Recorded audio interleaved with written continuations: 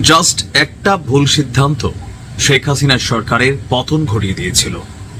একটা ভুল সিদ্ধান্তে, একটা ডায়লগের কারণে পুরো বাংলাদেশ শেখ হাসিনার বিরুদ্ধে দাঁড়িয়ে গিয়েছিল। খেয়াল আছে তো? রাজাকার। আজকে আমাদের উত্তরার মাইলস্টোন কলেজে যে ঘটনাটা ঘটেছে, সেই ঘটনার পর সারা বাংলাদেশের মানুষ এক ধরনের ক্ষুব্ধ এই সিচুয়েশনে অনেকটা তালগোল পাকিয়ে ফেলছেন আমাদের উপদেষ্টারা। আমাদের বিচক্ষণ একজন ব্যক্তিত্ব, প্রধান উপদেষ্টা ডক্টর মোহাম্মদ ইউনূস, তিনিও যে আসলে তালগোল পাকাবেন সেটা কিন্তু পাবলিক আশা করে নাই। আর ডক্টর আসিফ নজরুল ইসলামকে নিয়ে আজকে বলছি যে বিদেশ থেকে চিকিৎসক এনে চিকিৎসা করাবেন, এই ধরনের ডায়লগে ফুল টাইম পলিটিশিয়ান হিসেবে আপনাদেরকে মানুষ দেখে। কথা বলছি টাকা। আহত জুলাই যোদ্ধারা সবাইকে টাকা পাইছে, সরকার অনেক টাকা বাজেট করছে, পাবলিক অনেক টাকা দিছিল এনসিপির হাতেও বন্যা টন্যার জন্য। এই টাকাগুলোর কি সুষ্ঠু ব্যবস্থা হয়েছে? হয় নাই।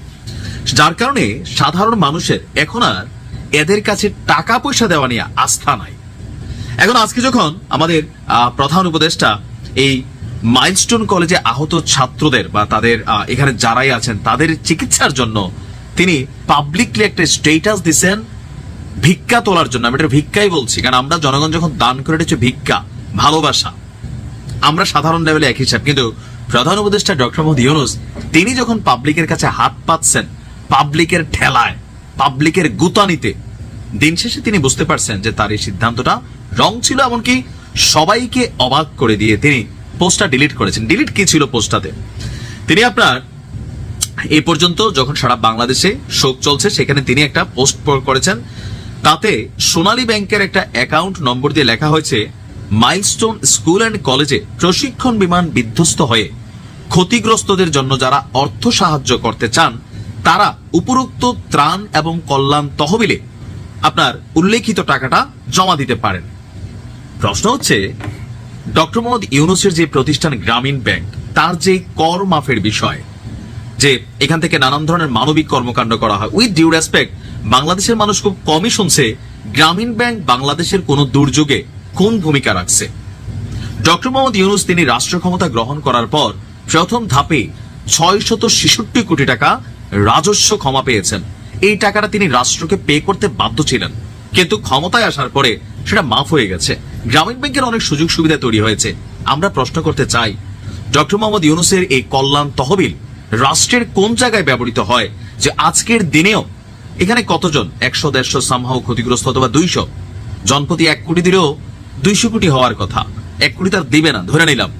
রাষ্ট্রকে এই টাকাটা দেওয়ার মতো টাকা রাষ্ট্রের কাছে নাই। ডক্টর মোহাম্মদ ইউনূস ওনার যেই নেটওয়ার্ক আছে পার্সোনাল লেভেলে বা ফান্ড আছে, এই টাকাটা দেওয়ার মতো এবিলিটি কি ওনার নাই।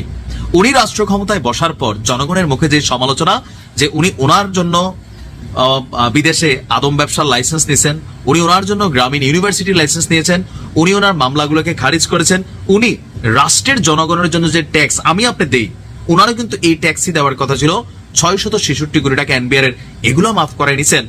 রাষ্ট্রের জন্য ডক্টর মোহাম্মদ ইউনূস নিজের থেকে কি করছেন? আজকে এই প্রশ্নটা চলে আসছে, ওনার পদত্যাগের দাবি উঠছে শুধুমাত্র একটা ভুল স্টেটাসে।